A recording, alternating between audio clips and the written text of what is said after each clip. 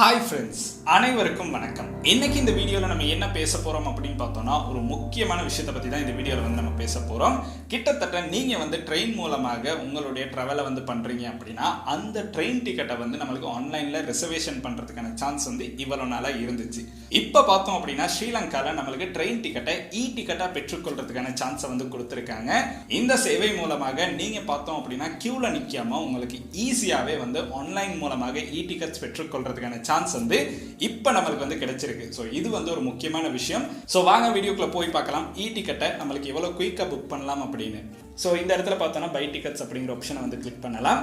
Click பண்ணோம் அப்படின்னா ரெண்டே விஷயம் தான் நம்ம நல்லா ஞாபகம் வச்சுக்கணும். நம்ம எந்த ஸ்டேஷனில் ஏறலாம், எந்த ஸ்டேஷனில் இறங்கணும் அப்படிங்கிறத. ஸோ அதை இந்த இடத்துல செலக்ட் பண்ணலாம். ஸோ நான் கேண்டி அப்படின்னு டைப் பண்ணுறேன்.